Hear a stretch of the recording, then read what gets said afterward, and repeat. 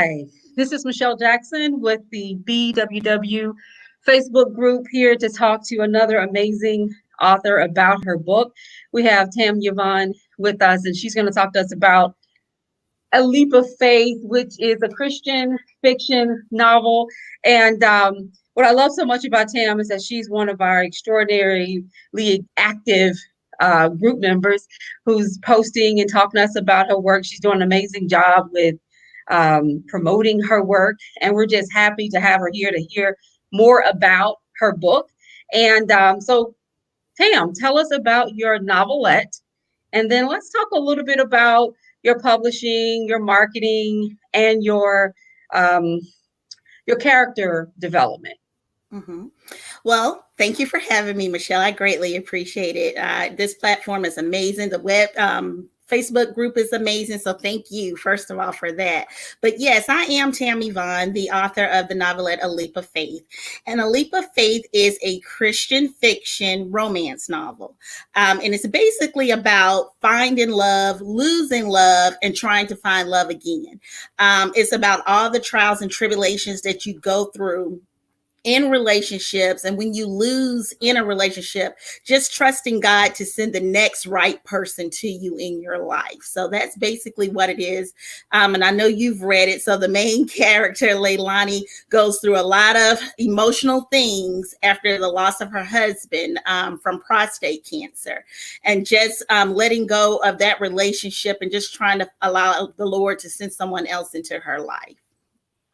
That's amazing. So I write Christian. Well, my first book was Christian fiction as well. So I know what it's what it takes. You're writing about your faith. You're also writing about, these characters that are somewhat make believe. And I say somewhat because we build our characters around people and experiences that we've had. So talk to us a little bit about your character development.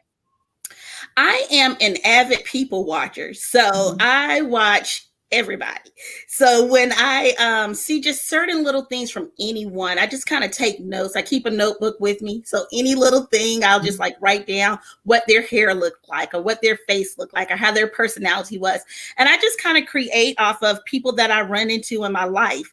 I've yet to write about anybody in my family or anything, but this is just like random people that I run into, and I just kind of be like, oh, I could create somebody off of that personality. So character development, it just comes at any time with me because I'm a people watcher. So if I'm watching and looking, I can find a character in you in a second. Is this your first book?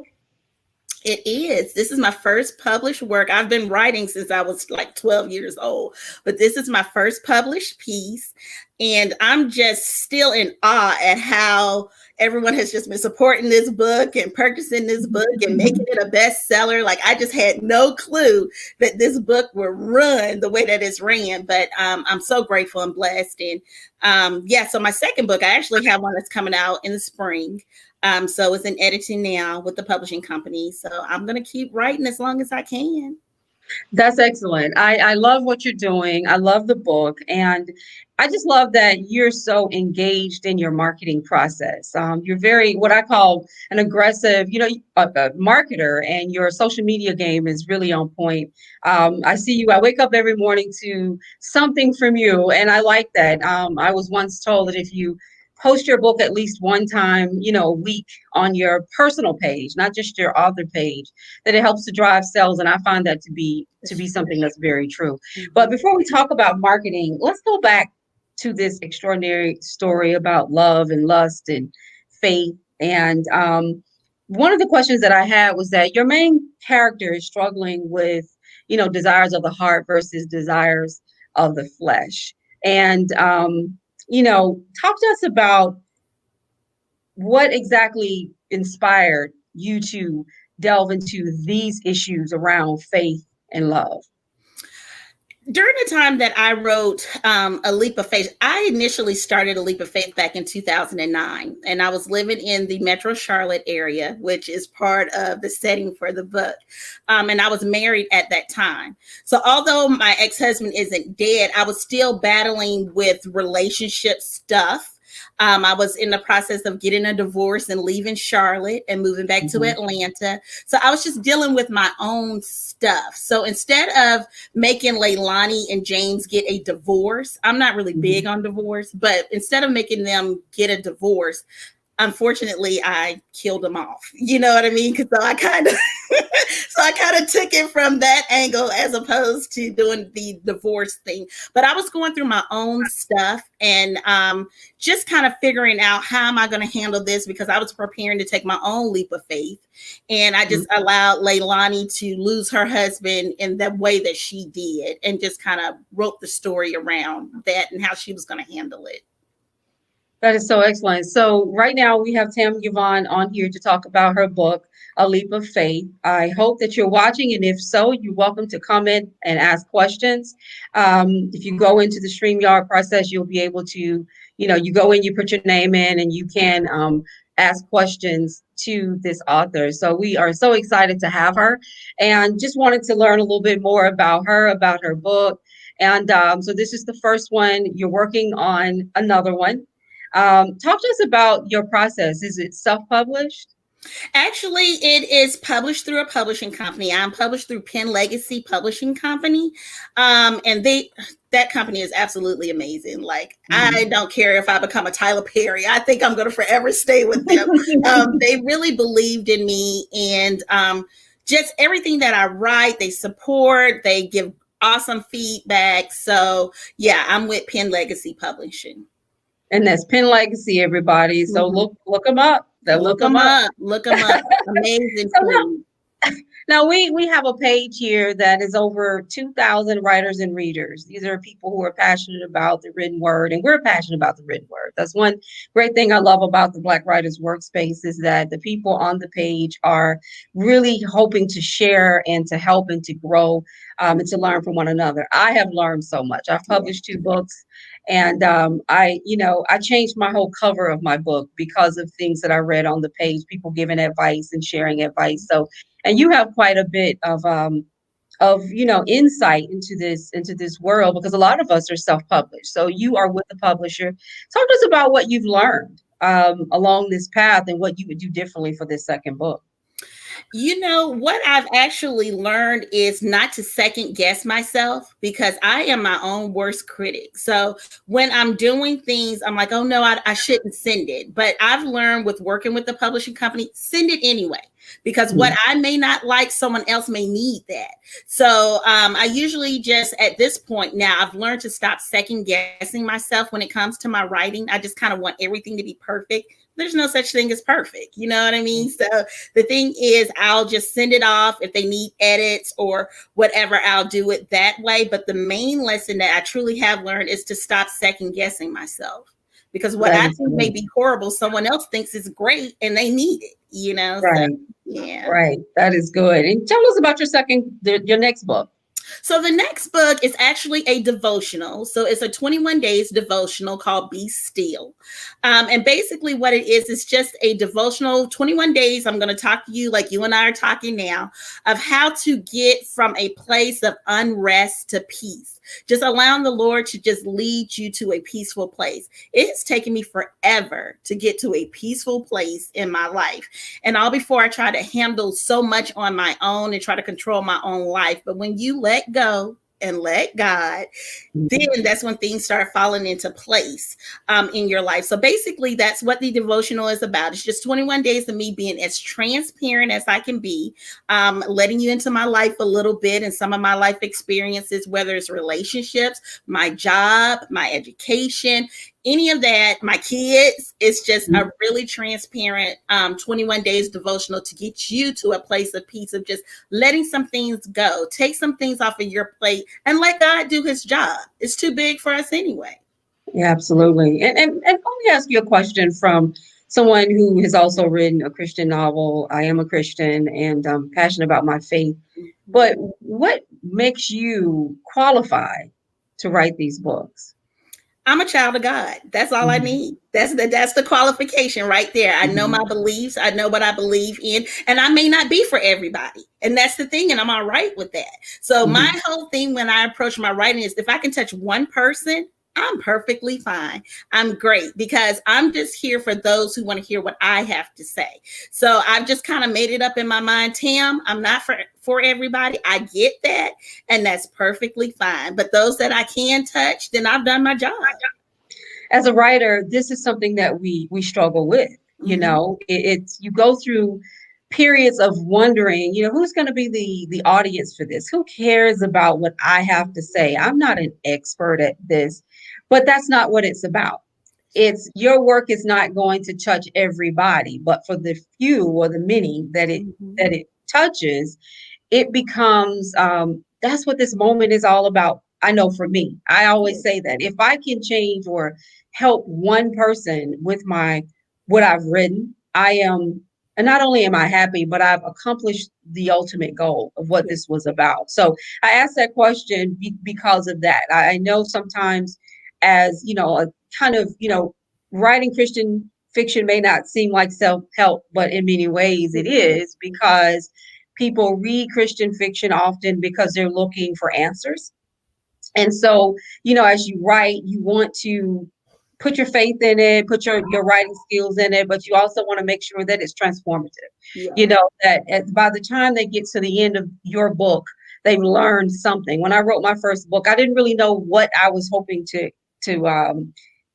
teach, and it took my readers to tell me what I taught them, Yeah. and what they said was consistent. And so I began to go, okay, God, I hear you. Did you have that moment? What is it that you wanted to teach with this book? I did have that moment, and I was so happy with it because I keep hearing the same things over and over about this Mhm. leap of faith. And it just, now I'm at the point like, okay, this is how I'm going to write. This is my audience. This is who I can cater to. But the main thing that everyone has been saying to me, and a lot of women read this book, and you know how we are about romance and falling in Mhm. love and all that good stuff. So the main thing is that I've heard is, girl, I'm not going to give up hope. I know my Floyd Mhm. Hamilton is out there somewhere. You know what I mean? So that's what I've constantly been hearing from a lot of women. Like, I'm just going to hang in there, and I'm not going to, let my guards down, or, I'm going to set boundaries, and I'm just not going to let anyone run over me. So just hearing all the positive, I'm just going to do the right thing so the right person can come to me. And it makes me feel good to hear that, that people are just like, I'm not going to give up on love. I know the right person's going to come for me. So, Absolutely. And that is so wonderful. It's wonderful that the reader helped you to discover. And it's good that you are now taking that and, building on it with the devotional, because I think those are some of the important pieces to what we do, is that we're growing, the reader is growing by what we've read, and now we've accomplished our goals. So give us some final words for our writers, and then give us some final words for our readers, because I think it's important that we speak to both of them. And for our writers who are writing Christian fiction, what type of advice would you give them? never stop writing. Always keep writing. It doesn't matter. Never stop writing. There is nothing that you're writing that someone does not need to hear.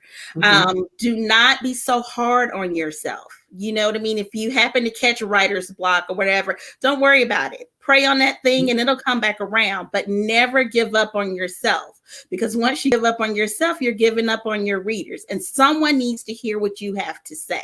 So my main thing to Absolutely. the writers are, please never give up on writing. That's great. I'm going to see if you have any questions to to see if you have any questions out here. Anyone, any questions? If you want to post those questions now so we can get Tam engaged in it. And then I want you to tell me if you have any advice for our readers, because the readers are reading your books, and I've read some of your reviews. I know how great the book is, and I know it's going to continue to do great things. I love the energy that you have. I love your marketing game. Like I said, I wake up every morning and there's Tam, and I'm like, you and I have never met before. We've only connected on the page, but I feel like you're one of my girlfriends, because I'm like, okay, Tam's talking to us live, and Tam's telling us what's going on, and in her world. And that has been so refreshing about connecting with all these writers, is that there is just so much love that we have for each other, because we feel we are connected. I mean, this writing thing is it's tough first and foremost. Writing is tough. And, you write, you pour yourself out into your work. You have people who you love who won't support you. And then you have those who will literally break their back supporting you. It can sometimes shock you with the who supports, who doesn't support. But nonetheless, you can't stop because it's your calling. And Right. so that becomes a really big thing. So give the readers a bit of last minute, words that they can live by, and what to expect from you in the future, even after your devotional. And that's what you had said something, Michelle. I want my readers, and everyone who knows me personally knows I'm a ball of energy. I have a lot of energy, and I try to be positive, and I try to be approachable. So that's my thing when it comes to my writers. I don't want them to feel like I'm not approachable. You know what I mean? That's why a lot of times on my website, I'm like, hey, shout out to me, say something, because I need to know who you are. I need to get to know you because I write for you. So I never want them to think that, oh, she's this kind of way or she's that kind of way. I am approachable. I just want them to realize that I write for them. I observe, I listen, and I write for them. And I just want to always be a blessing to someone. And that's what I want my readers to be. After you finish reading my work, you be a blessing to someone else. And that's what I always say, is just always be a blessing to someone. That is so excellent. So excellent. So, Tam, we have one question, and that is about your marketing. Talk to us about your marketing approach, and how did you become an Amazon best-selling author? Yeah. So, in undergrad, I took marketing classes. So, I've just kind of fed off of some of the stuff that I've learned, business classes I've taken. This marketing thing is hard. I really didn't think I was doing a good job at it. And I kind of surprised myself when it came to it. But basically, with my publishing company, they give advice to us on how we can market, just taking classes, sitting in a marketing class, listening, taking notes. And like I said, I'm real bubbly and personable. So I'm in your face and I'm out there, but I don't want to be too much. So that's just been my main thing. I don't mind talking to people. So I'm going to reach out to you if I want to be on your show, if I want to be in your paper, if I want. So that's how I do it. If it's something that I want, I'm going to approach, and all you can tell me is no. And that's fine. I'll go to the next person. Yes. Last week we had the Black Writers Workspace. I'm sorry, the Black Ink virtual book fair, and you were a part of that. And I really do appreciate it. And that's a lot of why we're doing these interviews, because we wanted to give our writers, additional opportunities to promote their works. However, we had a seminar by Julia Ralston, and she talked about how authors have to show up. And that becomes a really big deal because, and in your case, the showing up is making the call and saying, can I be on your show? Can I, participate in this? Doing the virtual book fairs, doing the virtual tours, considering that we're facing COVID and we can't get out as much. You have to be aggressive. Yeah. With my first book, I did a lot of trade events, a lot of book fairs, and it really worked. And so this time with my second release, which took place on February 14th, and then we were, locked down, not even a month later, it was really tough to figure out how to promote myself. So that's what, created developed. That's why I decided to create the Black Writers Workspace page, because I just felt like we've got to be able to talk and communicate. Not only that, but sell books. We have to sell books. We don't put this time and energy into something that, then we don't want it to sell. So I congratulate you on that. Now, the Amazon best-selling author, how do you get that designation? It goes by the sale of the book. So, I surprised myself with that. I was just on there one day looking, and then there I was in the top 100. Then there I was in the top 50. And I'm like, oh my God, this book is climbing. Then number 30.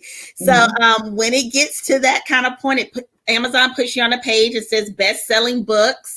And there was my book sitting out there under bestseller books. So, yeah. That is amazing. That is amazing. So congratulations. And thank you so much for joining us. I really appreciate it. We were supposed to have another author on, and maybe she'll chime in at some point, Yalonda Smith, and we'll start another live stream to cover her book as well. But for now, I just wait. Now we've got questions coming in. That's what happens with this thing. Nicole says, "Thank you for emphasizing how aggressive we need to be when it comes to our work. Yeah. It can feel like you are doing so much," and she Yeah. has a capital S, capital O, Yeah. and can always be doing more. And that is so Mhm. so true. It is. Thank you, Nicole, for that. I really appreciate it. And we'll give everybody another minute to pop up with any questions. And in the meantime, you and I can talk a little bit more about your novelette. Now, Yeah. what's the difference in a novelette and a novel? Yeah, a novelette is smaller than a novel. And usually that's another way that I approach my writing because I'm so busy in my regular life. I don't get a chance to read as much as I would love to read. So if I can grab something that's like between 100 and 150 pages, I can knock that out in a week. I can knock it out on my lunch break. So I usually try to write to cater to a lot of people who just have a little time but still love to read. So a lot of my books are going to be about the size of a leap of faith because I just want people to read. Reading is such a passion of mine. And a lot of times we just don't have time in our life to set aside to read 200 and 300 pages. So something quick, but something with some substance. And that's how I try to write, just to cater to people who really still want to read, but just do not have the time. I love that. I love the novelette Yeah. the concept because I didn't know a lot about novelettes until, like Yeah. I said, the page. So this has been so great. And look at this cover. This is what I fell in love with. Yeah. That is awesome. We have a I'm Facebook telling user. you, that graphic artist, he is amazing. Only thing I need to do is just tell him my vision, and he comes up with this stuff. And I'm just like, that's what I wanted. And yeah, that is beautiful. He did a wonderful job. He did. Absolutely. He captured your titles so well. And then Yeah. it just seeing her, she's strong and she's lifted up. And that speaks to your faith as well. We have a couple more comments here. We have a Facebook user that says, "Hi ladies, thank you for hosting this live format."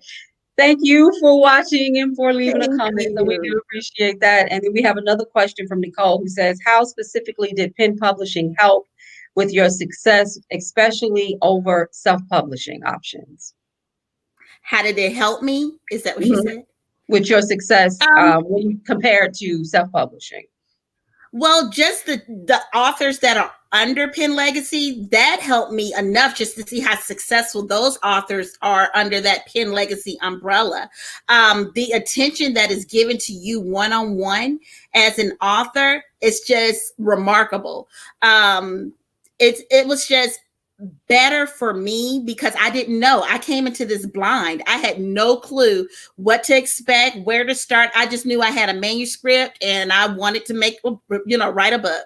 That's all I knew. But to go with a company that is very well respected, that has authors to prove, best-selling authors to prove that they're good, I was just happy to be a part of that family because I just learned so much, again, about marketing my book, about my manuscript, editing, typesetting. It was just so much about this entire process that I was clueless about. And it was just like going to school all over again. And they started me basic, and now I'm learning as I go along. And that's important because, as we write these books, it's just the publishing industry is not an open book. I don't know if that's a pun or not, but it's not an open book. And it's something that I always kind of equate it to the stock market. Yep. You see it's happening. You see it on the tickers, you see it on the screens on CNN and all these stations. But a lot of us didn't learn about the stock market in school. No one really explained to us, what it's all about. And you're kind of you fall into it and you have to learn as you go. And that's how publishing is. There is this, kind of a veil there. And you want to write books, but you're not sure where to start. Yeah. You don't know what happens next. You don't know, in many ways, what other writers are experiencing because you don't have that. You may not have a circle of writers around you who can say to you, "Well, I'm selling 100 copies or I'm selling 3 copies or whatever." Right. You literally, then you have to decide between going with a publishing company, self-publishing, vanity publishing. there are so many steps that if we're not talking to each other and working together and doing our research, we will not know because it's such a small shutdown Mhm. industry. And I do stress that. And that's why it's so important that we continue to talk on Yes. this page and communicate and share and don't feel that we have to do these things in silo because I didn't know so when I published my first book, I just didn't know a lot. I just went into it and I was so excited to have a book out. And then after I got in there and I started thinking like, oh, I should have done that. Oh, I should have went in that direction. I had no idea that was even available. So, and I'm Mhm. still learning. So we have Right. one more. Let's see, we have another comment. Where did you get the inspiration from on writing A Leap of Faith? And what did you learn about yourself from writing it? Great question. Well, that is a great question. Thank you. Again, the inspiration just came from going through my own stuff, going through my own personal stuff. So that's where the inspiration came from writing that particular book. What I learned about myself writing that book is just to remain prayerful, not to give up on myself and my dreams, because it was times writing that I just wanted to throw in the towel. And again, I started that book back in 2009, and sometimes I'm so ashamed to say it because I'm just like, it took me forever to get this book published and to finish it, but I just had so much going on. But I just learned just to not give up, that story needed to be told. And that's what I learned. I just learned a lot about myself, that I was stronger than I thought I was, because I really did not think that I would have an ending to that story. But the Lord saw fit, and it wrapped up.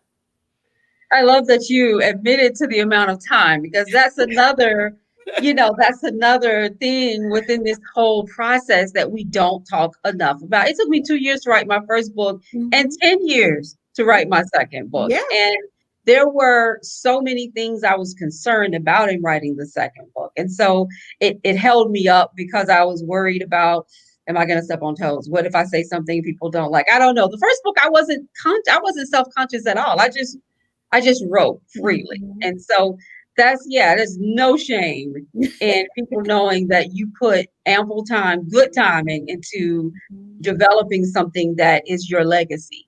Yeah. Because that's exactly what this book is, and all the books Mhm. that you will write, and everything that you do on this level is going to be a part of your legacy. So putting 10 years, 20 years, whatever, is so big, and it's so important that you do that. Yeah. So let's see if we get another question because as soon as I think, we're going to wrap up, then someone else I will send know. us I something, which is appreciate good. So they're out there paying attention. I'm loving this. So that's a good thing. it. I wish that I would have had, somebody to tap into along my path. But talk to us about, what it is that talk to us about your main character. I mean, is she a part of you, or are you a part of her, or how did you Leilani, develop her? Mhm. Leilani Michelle. Um, Oh, I a, love her middle name. Okay. a lot of me is in that character. Yes. Mhm. She's a young lady that comes from a really good background. Grew up very well. A really good background. Her parents just always want the best for her. And then she just kind of went through life, and just want the best for others, and was very strong in her faith, and just really trying to live a good life and be a good person, and to surround herself around like-minded people. And I'm Mhm. that type of person as well. You know what I mean? I just really try to live a good existence.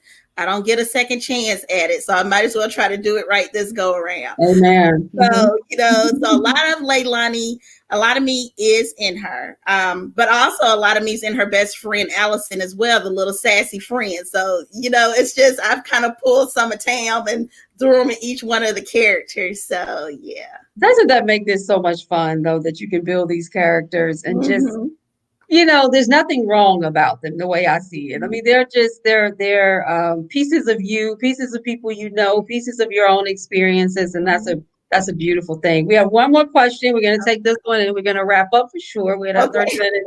Well, actually, okay. Let's see. Did COVID play a role in you finishing the book? Absolutely. COVID was the main reason that I finished A Leap of Faith. I was home for about 3 months and working from home. And at the beginning, none of us knew really anything about this COVID thing. We didn't know how you could catch it, what's going on. So it scared me actually. Mhm. And it put some fire underneath me because I just didn't know. And my thing was, this was something that I've always wanted to do since I was 12 years old, is to write a book. And with COVID lingering on out there, I just didn't know and wanted to at least get that book out. So yes, COVID played a major role in me completing A Leap of Faith.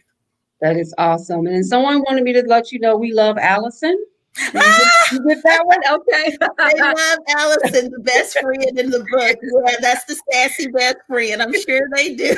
Yes, that is awesome. That is awesome. So, for those of you who may have missed the beginning of our amazing interview, you can also find the recording will be on the Black Writers Workspace page, but also on my Facebook page, and that's at author Michelle D. Jackson. So that if you want to share it, I know it's hard to share when you're on a private, well, you can't share it when you're on a private page. However, you can share it from my page, and that is at no, I'm sorry, author Michelle D. Jackson. I keep saying at. I don't know what's going on with that. So anyway, I'm very grateful to have Tam here. I'm watching her. We're all watching her. We're happy to see you be successful. Our page is about that, supporting each other. We're not here to tear each other down or make things complicated. We're here to support and we're here to help. She was a part of the Black Ink virtual book fair. We will be having other book fairs, and we do encourage you to come on because we had a great time with that one. We had live music and speakers, and it was just It was amazing. So, great. yeah, it was really fun. I enjoyed that. So, we will be doing more of that, and we just want to tell Tam, congratulations. We are looking forward to your next book. Continue to keep us up. Share with us what you learned. Okay, what you learned, share it with the group because Absolutely. we're learning right along with you. So, Yeah. thank you so much, and you have an amazing night Thank you so much, Michelle. Have a great evening. too. Okay, bye bye.